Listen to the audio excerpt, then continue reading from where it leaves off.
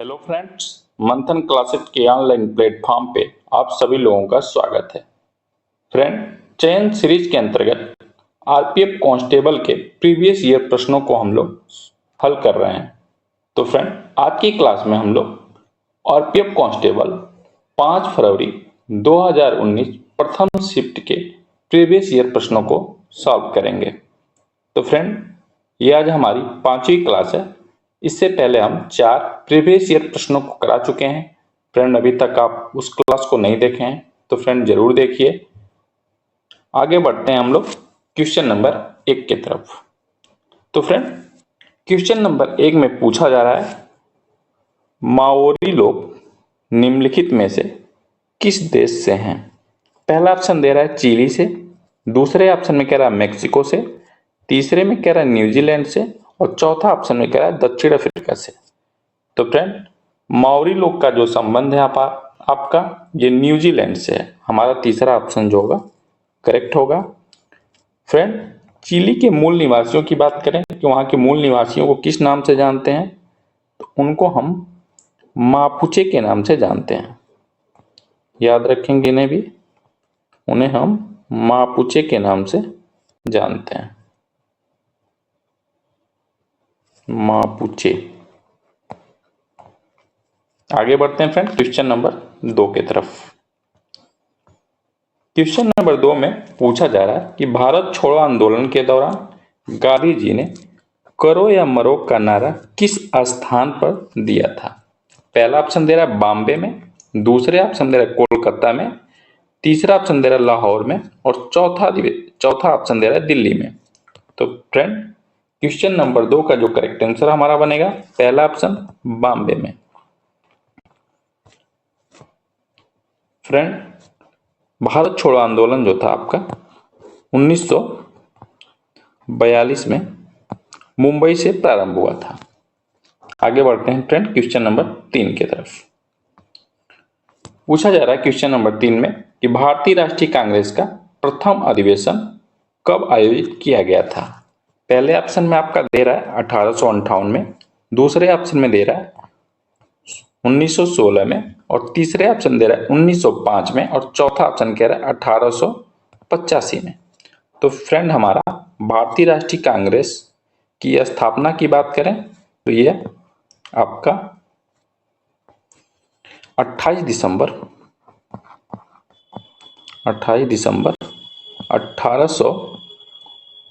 1885 में बॉम्बे में स्थापित की गई थी। इस समय बॉम्बे को मुंबई के नाम से जानते हैं, उस समय बॉम्बे के नाम से जानते थे। तो फ्रेंड, इसके प्रथम जो अध्यक्ष थे उनका नाम था व्योमेश चंद्र बनर्जी। फ्रेंड, याद रखेंगे इनको भी, व्योमेश चंद्र बनर्जी।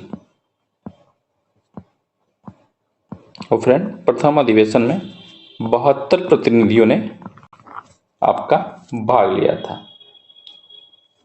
तो फ्रेंड, क्वेश्चन नंबर 3 का हमारा करेक्ट आंसर जो बनेगा 1885। आगे बढ़ते हैं फ्रेंड क्वेश्चन नंबर 4 की तरफ। पूछा जा रहा है कि भारत में राष्ट्रीय एकता परिषद के अध्यक्ष कौन है? पहले ऑप्शन दे रहा है राष्ट्रपति, दूसरे में कह रहा है प्रधानमंत्री, तीसरा मुख्यमंत्री, चौथा अध्यक्ष। तो फ्रेंड, क्वेश्चन नंबर 4 का जो करेक्ट आंसर होगा आपका दूसरा ऑप्शन प्रधानमंत्री। आगे बढ़ते हैं फ्रेंड क्वेश्चन नंबर 5 की तरफ। पूछा जा रहा है किस प्रकार का पोषण अन्य जीवाश्मों द्वारा उत्पादित जटिल अवयवों को निकालता है? पहला ऑप्शन में दे रहा है आपका होमोट्रॉफिक पोषण, दूसरा सूक्ष्म पोषण, तीसरा कह रहा है विषम पोषण, चौथा कह रहा है उपापचयी पोषण। तो फ्रेंड, बताएंगे इसका आंसर आप लोग। आपको हम थोड़ा सा समय देंगे जिसमें आप उत्तर गेस करेंगे कौन सा सही होगा और फिर मिलाएंगे हम जब उत्तर बताएंगे कि आपका सही हो रहा है कि नहीं। और फ्रेंड, वीडियो देखने के बाद आप कमेंट बॉक्स में बताएंगे हमको कि आपका कितना सही हुआ प्रश्न। तो फ्रेंड, क्वेश्चन नंबर 5 का जो करेक्ट आंसर होगा हमारा तीसरा ऑप्शन विषम पोषण। आगे बढ़ते हैं क्वेश्चन नंबर 6 की तरफ। पूछा जा रहा है क्वेश्चन नंबर 6 में आपसे कि जाट जाति का प्लेटो किसे कहा जाता है। पहला महाराजा सूरजमल को, दूसरा दे रहा है रानी गाइदिन्ल्यू को, तीसरा दे रहा है बिरसा मुंडा को और चौथे ऑप्शन में दे रहा है आपका लक्ष्मण नायक को। तो फ्रेंड क्वेश्चन नंबर 6 का जो करेक्ट आंसर होगा आपका पहला ऑप्शन महाराजा सूरजमल को। आगे बढ़ते हैं फ्रेंड क्वेश्चन नंबर 7 की तरफ। पूछा जा रहा है कि निम्नलिखित में से कौन सा खेल खेलते समय एकजुटता प्रदर्शित करता है। पहले ऑप्शन में दे रहा है बास्केटबॉल, दूसरा लंबी कूद, तीसरा गोला फेंक, चौथा 100 मीटर स्प्रिंट। तो फ्रेंड 7 का हमारा करेक्ट ऑप्शन जो होगा पहला बास्केटबॉल। फ्रेंड बास्केटबॉल में जो खिलाड़ियों की संख्या होती है वो 5 होती है और बास्केटबॉल से संबंधित कुछ आपके शब्द हैं जो आपके आगामी एग्जाम में पूछे जा सकते हैं, इन्हें भी याद रखेंगे हम। जैसे पॉइंट पूछे, पॉइंट का संबंध आपका बास्केटबॉल से होता है। गार्ड शब्द आए अगर तो इसका संबंध बास्केटबॉल से है। सेंटर शब्द का संबंध भी आपका बास्केटबॉल से है। फॉरवर्ड शब्द आता है एक, इसका भी संबंध आपका बास्केटबॉल से। आगे बढ़ते हैं फ्रेंड क्वेश्चन नंबर 8 पे चर्चा करते हैं हम लोग। पूछा जा रहा है कि निम्नलिखित में से कौन सी विश्व की सबसे लंबी पर्वत श्रृंखला है। पहला ऑल्पस, दूसरा ऑप्शन दे रहा है यूराल, तीसरा हिमालय, चौथा कह रहा है एंडीज। तो फ्रेंड क्वेश्चन नंबर 8 का जो करेक्ट आंसर होगा हमारा चौथा ऑप्शन एंडीज पर्वत जो है विश्व की सबसे लंबी पर्वत श्रृंखला है। और ये जो है एंडीज दक्षिण अमेरिका के ये पश्चिमी तट पे पाई जाती है। दक्षिण अमेरिका महाद्वीप के पश्चिमी तट पर है। और फ्रेंड ये लगभग 7000 किलोमीटर लंबी है।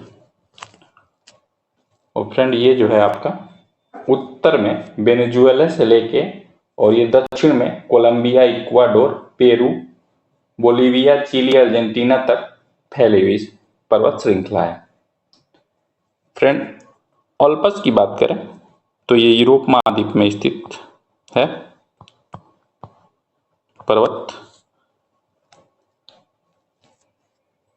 और फ्रेंड हिमालय जो है दुनिया का सबसे ऊंची पर्वत श्रृंखला है और इस पे दुनिया की सबसे ऊंची चोटी माउंट एवरेस्ट स्थित है। आगे बढ़ते हैं क्वेश्चन नंबर 9 की तरफ। पूछा जा रहा है कि निम्नलिखित में से कौन सा साल हिमालय में जंगली खाल के ऊन से बनाया जाता है। फ्रेंड पहला सुजैन कढ़ाईदार साल, दूसरा दे रहा है सहतूत साल, तीसरा दे रहा है जामदानी साल और चौथे ऑप्शन दे रहा है पेथकुली साल। तो फ्रेंड क्वेश्चन नंबर 9 का जो करेक्ट आंसर होगा हमारा उसे सहतूत साल के नाम से जानते हैं। दूसरा ऑप्शन हमारा करेक्ट होगा।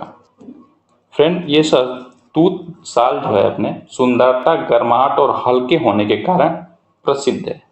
और ये जो साल है आपकी यह चीरू मृग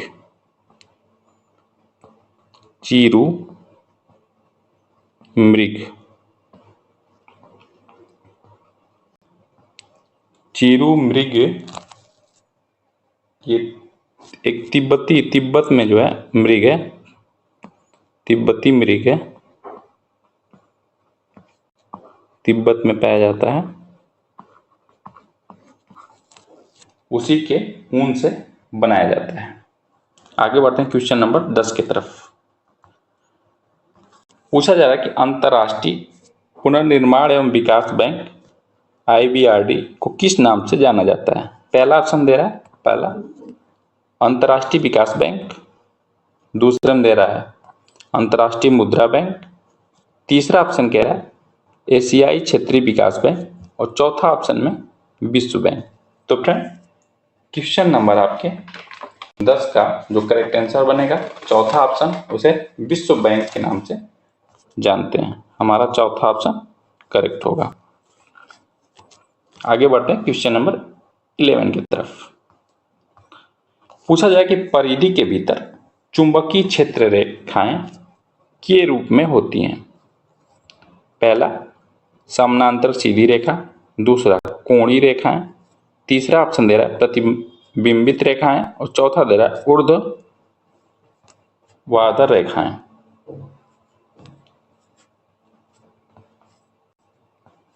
तो फ्रेंड 11 का जो करेक्ट आंसर हमारा हो जाएगा वो होता है समांतर रेखाएं, समानांतर सीधी रेखाएं। परिधि के भीतर चुंबकीय क्षेत्र रेखाएं समानांतर सीधी रेखाओं के रूप में होती हैं। आगे बढ़ते हैं क्वेश्चन नंबर 12 पे चर्चा करते हैं। पूछा जा रहा है कि वस्तुओं और सेवाओं की आपूर्ति के लिए जाति और ग्राम समुदाय के बीच की व्यवस्था को क्या कहा जाता है। पहला ऑप्शन दे रहा है प्रबंध प्रणाली, दूसरे ऑप्शन दे रहा है कबाड़ प्रणाली, तीसरा कह रहा है उपस्थित प्रणाली और चौथे ऑप्शन दे रहा है जब्ती प्रणाली। तो फ्रेंड क्वेश्चन नंबर 12 का जो करेक्ट आंसर हो जाएगा तीसरा ऑप्शन उपस्थित प्रणाली के नाम से हम जानते हैं। आगे बढ़ते हैं क्वेश्चन नंबर 13 की तरफ। प्रतिरोधक में हुई विद्युत ऊर्जा को व्यक्त किस सूत्र से किया जाता है। तो फ्रेंड 13 का जो करेक्ट आंसर हो जाएगा हमारा W बराबर V गुणे I गुणे T। फ्रेंड यहाँ V जो है आपका वोल्टेज है और I जो है आपका करंट है और T जो है आपका टाइम है। आगे बढ़ते हैं क्वेश्चन नंबर 14 की तरफ।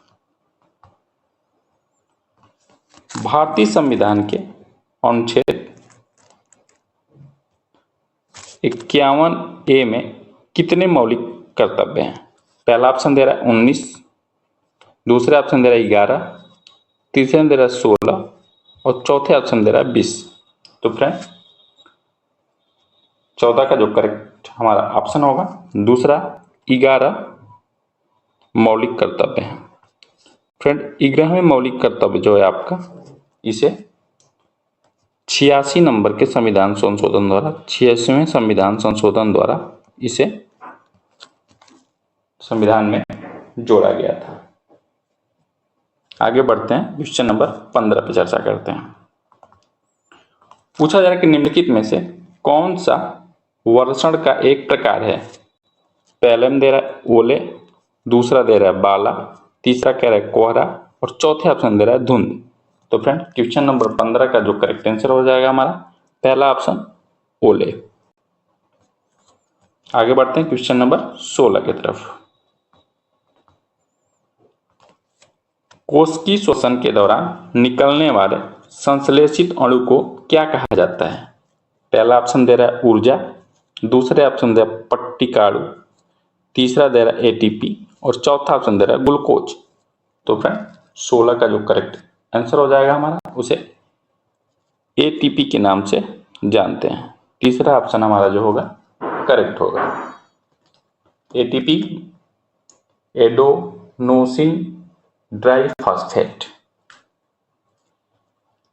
आगे बढ़ते हैं क्वेश्चन नंबर 17 पे चर्चा करते हैं। 1946 में गठित अंतरिम सरकार के रक्षा मंत्री कौन थे। पहले ऑप्शन दे रहा है जोगेंद्र नाथ मंडल, दूसरे ऑप्शन में कह रहा है सरदार बलदेव सिंह, तीसरा में दे रहा है जगजीवन राम और चौथा में दे रहा है जवाहरलाल नेहरू। तो फ्रेंड्स 17 का जो करेक्ट ऑप्शन बनेगा आपका दूसरा ऑप्शन सरदार बलदेव सिंह। सरदार बलदेव सिंह जो थे अंतरिम सरकार में रक्षा मंत्री थे। जगजीवन राम की बात करें तो ये श्रम मंत्री थे, ये श्रम मंत्री थे। और फ्रेंड जवाहरलाल नेहरू जो थे ये अंतरिम सरकार में इन्हें विदेशी मामले दिया गया था, ये विदेशी मामलों को देखते थे, विदेशी मामलों।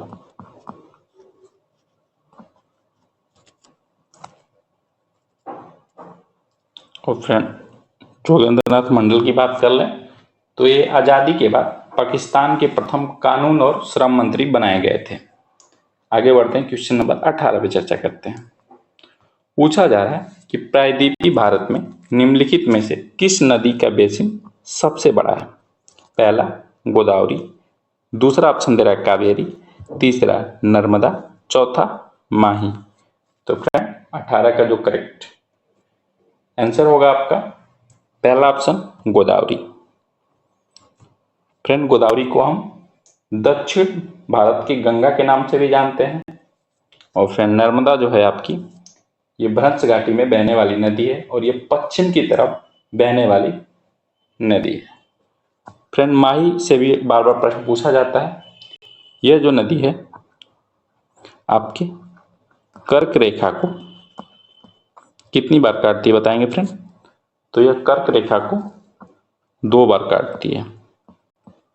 ये प्रश्न आपसे पूछा गया है और पूछा जा सकता है आगामी एग्जाम में। और ये जो है एमपी, मध्य प्रदेश, गुजरात, राजस्थान से होकर बहने वाली नदी है। आगे बढ़ते हैं फ्रेंड क्वेश्चन नंबर 19 की तरफ। पेट्रोलियम के कच्चे माल का उपयोग करके सभी सिंथेटिक फाइबर विभिन्न प्रक्रियाओं द्वारा तैयार किया जाता है, उन्हें कहते हैं पहला सीएनजी पेट्रोलियम, दूसरे ऑप्शन दे रहा है आदर्श पेट्रोल रसायन, तीसरे में कह रहा है पॉली पेट्रोलियम और चौथे में कह रहा है पेट्रोकेमिकल। तो फ्रेंड 19 का जो हमारा करेक्ट आंसर होगा चौथा ऑप्शन, उसे पेट्रोकेमिकल्स के नाम से हम जानते हैं। फ्रेंड ये जो होता है पेट्रोकेमिकल्स ये plastic, synthetic fibre, rubber, dry detergent और सिंथेटिक सामग्री के निर्माण का आधार बनते हैं। आगे बढ़ते हैं क्वेश्चन नंबर 20 की तरफ। पूछा जाए कि भारत में श्वेत क्रांति के जनक कौन थे? पहला श्रीधरन, दूसरा वर्गीज कुरियन, तीसरा ऑप्शन दे रहा है चिदम्बरम सुब्रमण्यम और चौथा कह रहा है एम एस स्वामीनाथन। तो फ्रेंड 20 का जो करेक्ट आंसर हो जाएगा हमारा दूसरा ऑप्शन, श्वेत क्रांति का संबंध जो है वर्गीज कुरियन का है और श्वेत क्रांति के अंतर्गत दूध के उत्पादन को बढ़ाया गया था। फ्रेंड एम एस स्वामीनाथन की बात करें तो इनका संबंध जो है हरित क्रांति से है और फ्रेंड ये हरित क्रांति के ये आपके हरित क्रांति के जनक माने जाते हैं। ये बार बार प्रश्न आपसे पूछा जाता है, हरित क्रांति के ये जनक माने जाते हैं। और फ्रेंड श्रीधरन का संबंध जो है आपका रेल से है, इनका रेलवे से संबंध है श्रीधरन का, इन्होंने रेलवे में सेवा दिया था। फ्रेंड आगे बढ़ते हैं क्वेश्चन नंबर 21 की तरफ। ब्रिटिश भारत में थियोसोफिकल सोसाइटी का मुख्यालय कहाँ स्थित था? पहला ऑप्शन दे रहा है बॉम्बे में, दूसरे ऑप्शन में कह रहा है दिल्ली में, तीसरे ऑप्शन कह रहा है मद्रास में और चौथे ऑप्शन कह रहा है कोलकाता में। तो फ्रेंड थियोसोफिकल सोसाइटी का मुख्यालय जो था आपका मद्रास में स्थित था। तीसरा ऑप्शन हमारा करेक्ट होगा। और इसकी संस्थापक की बात करें कि थियोसोफिकल सोसाइटी की संस्थापक कौन थे तो उनका नाम था आपका ब्लावात्स्की। क्या नाम था फ्रेंड, याद रखेंगे, ब्लावात्स्की।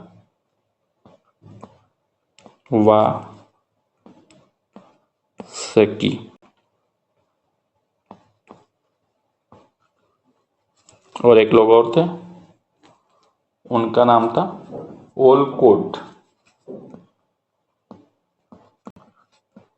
ओलकोट।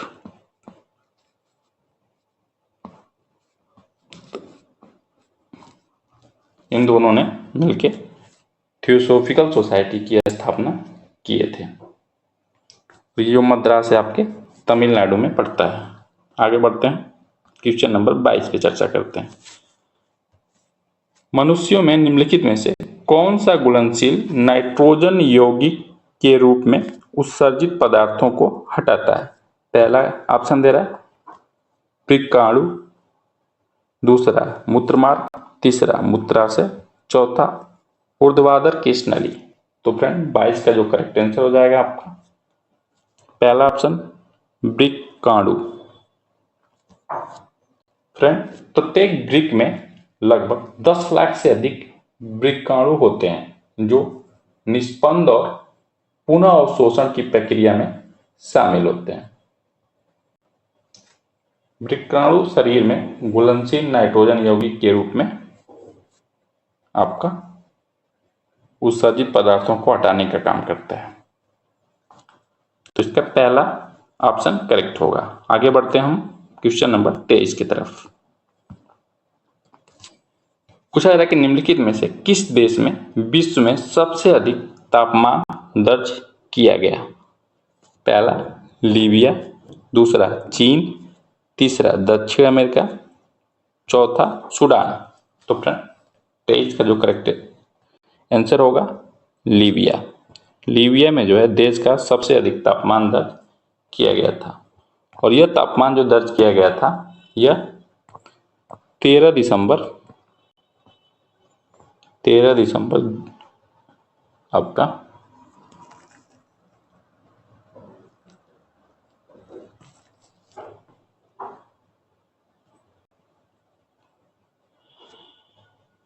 ये आपका 58 डिग्री सेल्सियस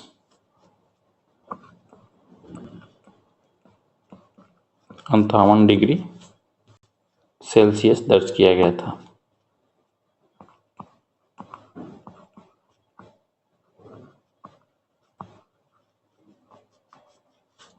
आगे बढ़ते हैं फ्रेंड क्वेश्चन नंबर 24 की तरफ। पूछा जा रहा है कि अल्पसंख्यकों को सुरक्षा से संबंधित भारतीय संविधान का कौन सा अनुच्छेद है? पहला अनुच्छेद 26, दूसरा अनुच्छेद 29, तीसरा अनुच्छेद 24 और चौथा आप दे रहा अनुच्छेद 17। तो फ्रेंड 24 का जो करेक्ट आंसर हो जाएगा हमारा दूसरा ऑप्शन अनुच्छेद 29 का जो संबंध है अल्पसंख्यकों के सुरक्षा से संबंधित है। फ्रेंड 26 की बात करें तो यह धार्मिक संबंधित अनुच्छेद है और इसमें धर्म से संबंधित प्रबंधन के बारे में बताया गया है। फ्रेंड 24 की बात करें तो यह शोषण के विरुद्ध 14 वर्ष से कम उम्र के बच्चों को रोजगार में लगाने से प्रतिबंधित करता है।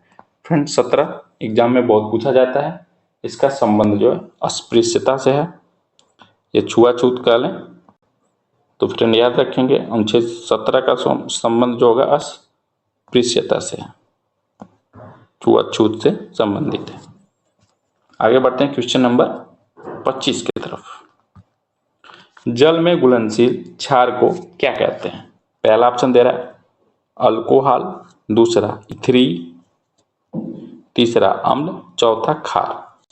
तो 25 का जो करेक्ट आंसर हो जाएगा हमारा चौथा ऑप्शन खार कहते हैं। आगे बढ़ते हैं फ्रेंड क्वेश्चन नंबर 26 पे चर्चा करते हैं। पूछा जा रहा है उस पुर्तगाली खोजकर्ता का नाम क्या था जिसने 1498 में यूरोप से भारत के नए समुद्री मार्ग की खोज की थी? पहला कोलंबस, दूसरे ऑप्शन दे रहा है फ्रांसिस्को डी अल्मेडा, तीसरा फ्रांसिस्को डी अल्बुकर्क, चौथा था वास्को डी गामा। तो फ्रेंड 26 का जो करेक्ट आंसर हो जाएगा हमारा चौथा option Vasco D gamma. Vasco D gamma 1498 में भारत पहुंचा था। कोलंबस की बात करें तो कोलंबस तो ये भारत की खोज पर निकला था, लेकिन गलती से यह 1492 में अमेरिका की खोज कर दी। ये गलती से अमेरिका की खोज कर दी। भारत की खोज पे निकला और अमेरिका चला गया, तो इसने अमेरिका की खोज की। और फ्रांसिस्को डी अल्मेडा की बात करें तो ये प्रथम पुर्तगाली वायसराय था, और अल्बुकर्क था, यह भी पुर्तगाली आपका वायसराय। आगे बढ़ते हैं फ्रेंड, क्वेश्चन नंबर 27 पे चर्चा करते हैं। क्वेश्चन नंबर 27 में पूछा जा रहा है, युद्ध, बाहरी हमले, सशस्त्र विद्रोह के कारण किसी देश में घोषित आपातकाल को क्या कहते हैं? पहला राज्य आपातकाल, दूसरा आंतरिक आपातकाल, तीसरा वित्तीय आपातकाल, चौथा ऑप्शन दे रहा है राष्ट्रीय आपातकाल। तो फ्रेंड 27 का जो करेक्ट आंसर हो जाएगा हमारा चौथा ऑप्शन, उसे राष्ट्रीय आपातकाल के नाम से जानते हैं। फ्रेंड भारत में राष्ट्रीय आपातकाल का वर्णन आपके अनुच्छेद बताएंगे किसमें है? 352 में। और 356 की बात करें, अनुच्छेद 356 जो है आपका राष्ट्रपति शासन से है, और 360 जो है आपका ये वित्तीय आपात से है, जो भारत में अब तक एक भी बार लगा नहीं है। तो याद रखेंगे, अनुच्छेद 352 ये राष्ट्रीय आपात से, 356 राष्ट्रपति शासन से, 360 जो है आपका वित्तीय आपात से है, जो भारत में अब तक एक भी बार लागू नहीं हुआ है। आगे बढ़ते हैं फ्रेंड, क्वेश्चन नंबर 28 पे चर्चा करते हैं। पूछा जा रहा है कि भारतीय संविधान का अनुच्छेद 280 में उल्लेखित वित्त आयोग की प्रकृति क्या है? पहला ऑप्शन दे रहा है प्रशासनिक निकाय, दूसरा अर्ध न्यायिक निकाय, तीसरा न्यायिक निकाय, चौथा गैर संवैधानिक निकाय। तो फ्रेंड 28 का जो करेक्ट आंसर हो जाएगा हमारा, इसे अर्ध न्यायिक निकाय के नाम से जानते हैं। दूसरा ऑप्शन हमारा करेक्ट होगा। फ्रेंड राष्ट्रपति के द्वारा हर 5 साल में आपके वित्त आयोग की स्थापना की जाती है। इसका जो कार्य होता है केंद्र राज्य सरकारों के बीच करों का बंटवारा से संबंधित है। आगे बढ़ते हैं फ्रेंड, क्वेश्चन नंबर 29 पे चर्चा करते हैं। पूछा जा रहा है कि जोग जलप्रपात किस नदी पर स्थित है? पहला जुआरी नदी, दूसरा दे रहा है शरावती नदी, तीसरा मांडवी नदी या मांडोवी नदी, चौथा तापी नदी। तो फ्रेंड 29 का जो करेक्ट आंसर हो जाएगा आपका, यह शरावती नदी पे है। दूसरा आपका ऑप्शन करेक्ट होगा। फ्रेंड जोग जलप्रपात को हम गिरसोप्पा के नाम से भी जानते हैं। गिरसोप्पा जलप्रपात पूछा जाए किस नदी के तट पे है, तो भी आंसर आपका शरावती होगा, क्योंकि गिरसोप्पा का नाम ही जोग जलप्रपात भी है। और फ्रेंड ये मांडवी नदी जो है आपकी, ये गोवा की नदी है। ये भी बार बार पूछी जाती है कि मांडवी नदी या मांडोवी नदी कहाँ स्थित है, तो ये गोवा में स्थित है, याद रखेंगे। आगे बढ़ते हैं फ्रेंड क्वेश्चन नंबर 30 की तरफ। निम्नलिखित में से किस खेल या खेलों में नेट की आवश्यकता होती है? पहला बैडमिंटन, दूसरा शतरंज, तीसरा कबड्डी, चौथा खो खो। तो फ्रेंड क्वेश्चन नंबर 30 का जो करेक्ट आंसर हो जाएगा आपका पहला ऑप्शन बैडमिंटन।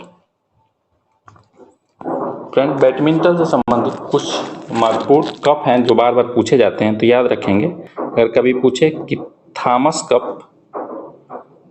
कप का संबंध किससे है, तो फ्रेंड थॉमस कप का संबंध जो बैडमिंटन से है। फ्रेंड अगर पूछे कि उबेर कप का संबंध किससे है, तो फ्रेंड उबेर कप जो है आपका, इसका भी संबंध आपका बैडमिंटन से है।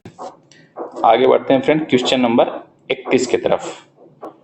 फ्रेंड 31 में पूछा जा रहा है कि दक्षिण पूर्व एशिया की सबसे लंबी नदी कौन सी है?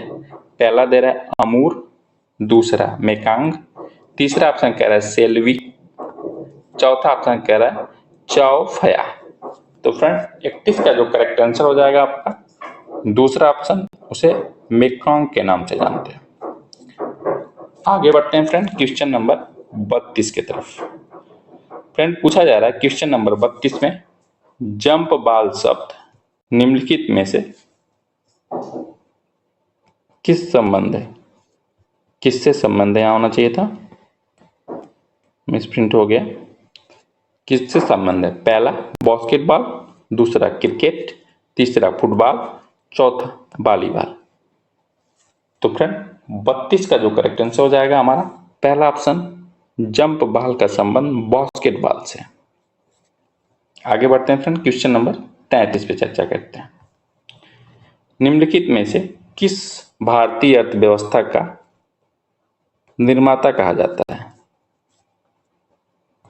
किसे भारतीय अर्थव्यवस्था का निर्माता कहा जाता है? पहला मनमोहन सिंह को, दूसरा ऑप्शन दे रहा है अमर्त्य सेन को, तीसरा ऑप्शन कह रहा है नरसिम्हा राव को, चौथा कह रहा है मोचगुंडम विश्वेश्वरैया को।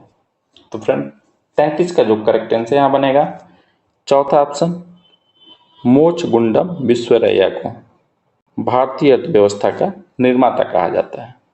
आगे बढ़ते हैं क्वेश्चन नंबर 34 की तरफ।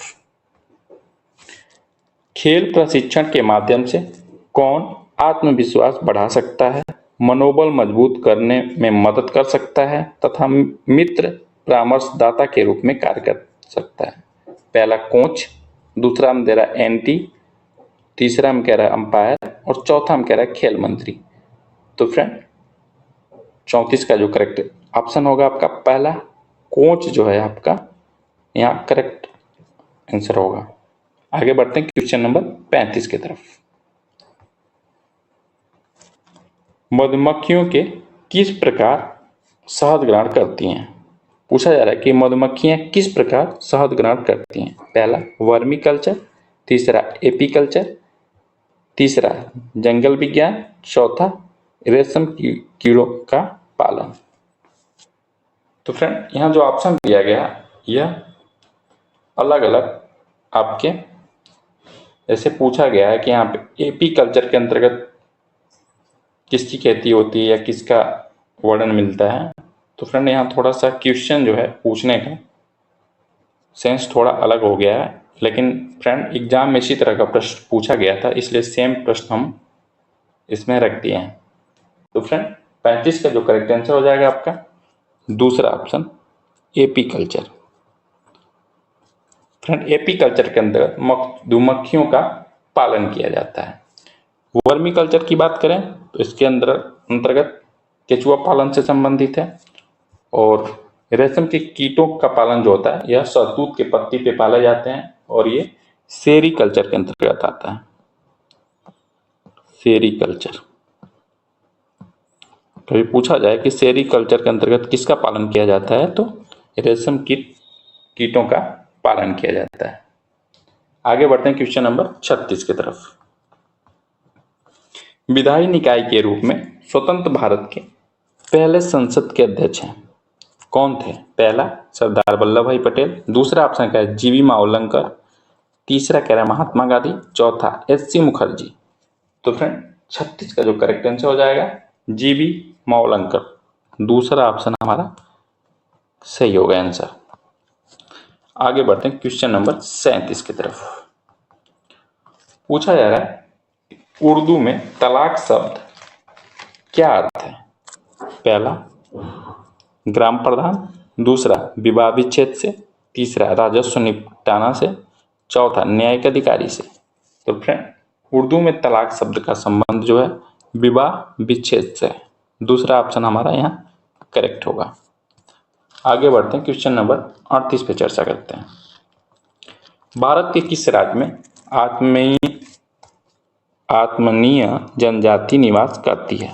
पहला लक्षद्वीप में, दूसरा अंडमान द्वीप समूह में, तीसरा एमपी में, चौथा जम्मू कश्मीर में। तो फ्रेंड 38 का जो करेक्ट आंसर हो जाएगा हमारा तीसरा ऑप्शन मध्य प्रदेश।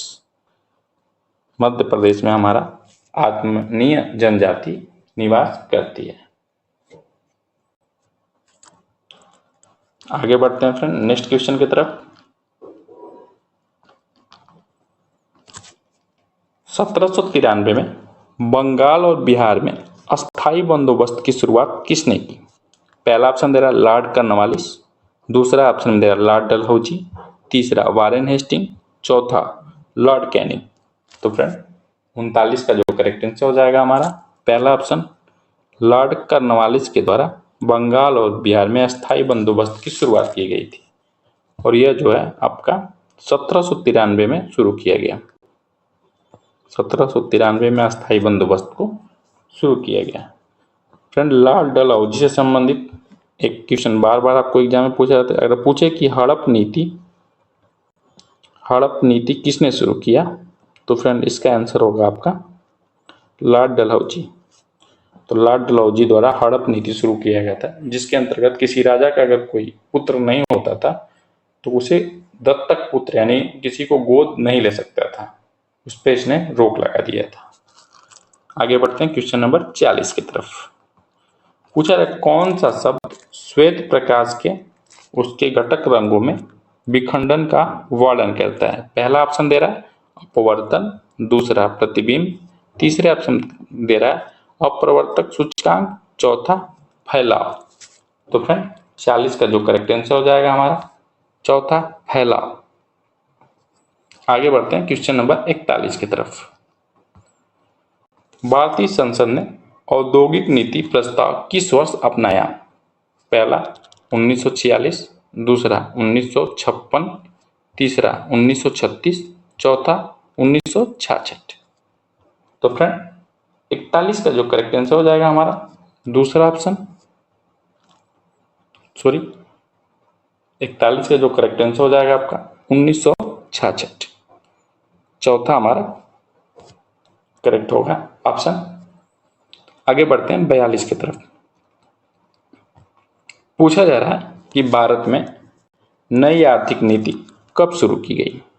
पहला 1989 में, दूसरा ऑप्शन दे रहा है 1981 में, तीसरे में कह रहा है 1979 में और चौथे में दे रहा है 1991 में, 1991। तो फ्रेंड 42 का जो करेक्ट आंसर हो जाएगा हमारा चौथा ऑप्शन 1991 में आपकी नई आर्थिक नीति शुरू की गई थी। उस समय प्रधानमंत्री की बात करें, उस समय पीएम कौन थे, प्रधानमंत्री कौन थे, तो उनका नाम था आपका पीवी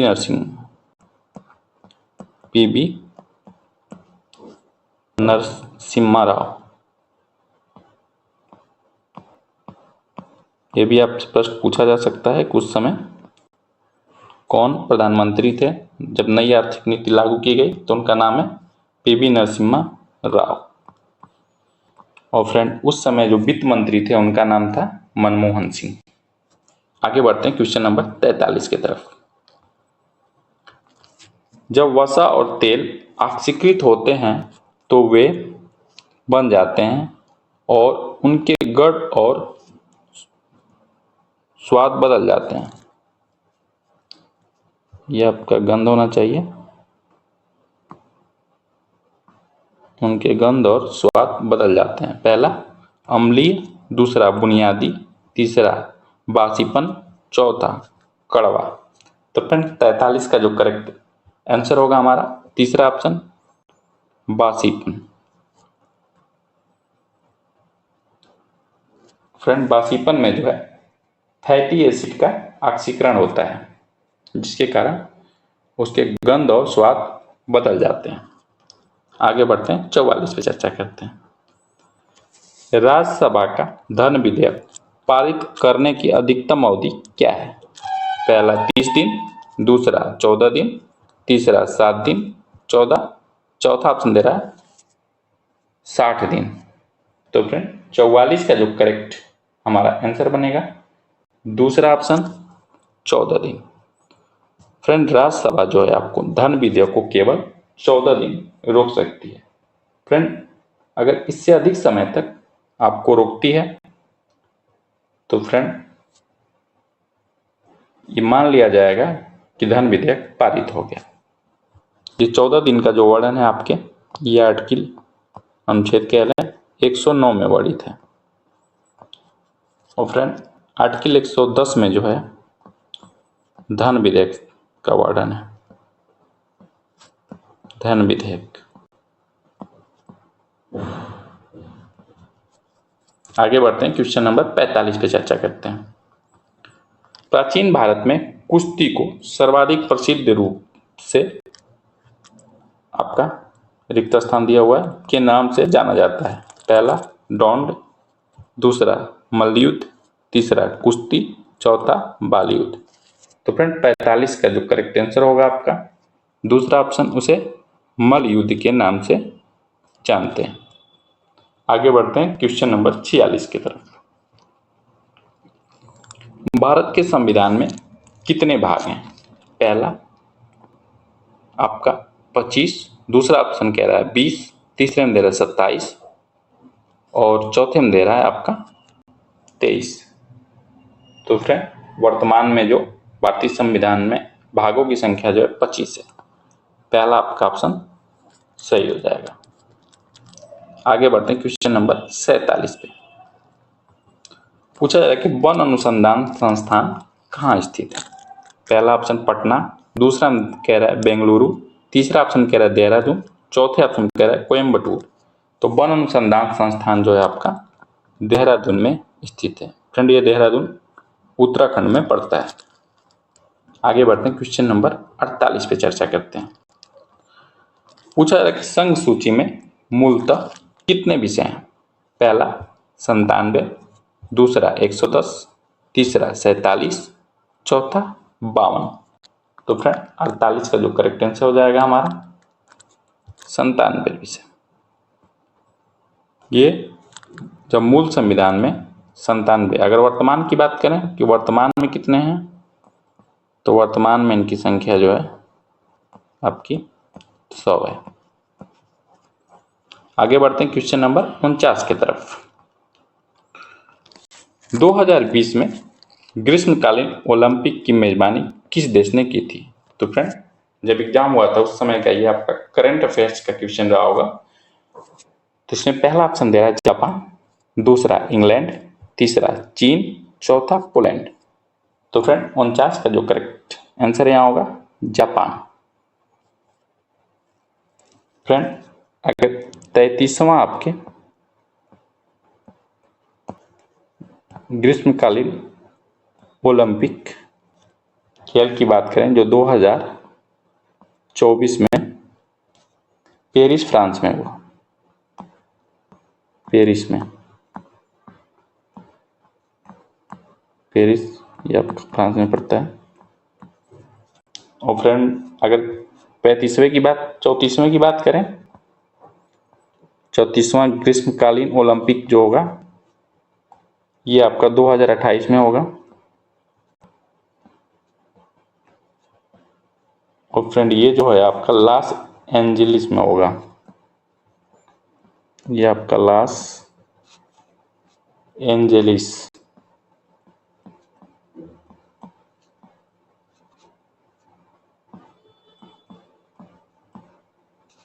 ये अमेरिका में पड़ता है। आगे बढ़ते हैं फ्रेंड नेक्स्ट क्वेश्चन की तरफ। पूछा जा रहा है कि निम्नलिखित में से कौन सी उच्च उपज किस्म क्या उपयोग करके बड़ी मात्रा में अनाज उत्पादन के लिए जाना जाता है? पहला हरित क्रांति, दूसरा फसल क्रांति, तीसरा श्वेत क्रांति, चौथा गुलाबी क्रांति। तो फ्रेंड अनाज उत्पादन से संबंधित जो क्रांति है आपका पहला ऑप्शन हो जाएगा हरित क्रांति। हरित क्रांति के जो जनक हैं MS स्वामीनाथन को माना जाता है। श्वेत क्रांति के अंतर्गत दूध का उत्पादन किया गया था, दूध के उत्पादन को बढ़ावा दिया गया था। और गुलाबी क्रांति के अंतर्गत आपका मांस उत्पादन आता है। तो फ्रेंड इस प्रकार हम लोग 50 प्रश्नों को कवर किए हैं। तो फ्रेंड अगर ये क्लास आपको अच्छी लगी हो तो लाइक करिए, अपने फ्रेंडों में शेयर करिए। और फ्रेंड जल्दी हम एक नई सीरीज लेके आ रहे हैं जिसमें हम RPF SI के प्रीवियस ईयर प्रश्नों को हल करा रहे होंगे। तो फ्रेंड ये हमारी आज 5वीं क्लास थी। फ्रेंड अभी तक आप 4 क्लासों को नहीं देखे हैं तो फ्रेंड उन्हें जरूर देखिए। फ्रेंड मिलते हैं हम नेक्स्ट क्लास के साथ।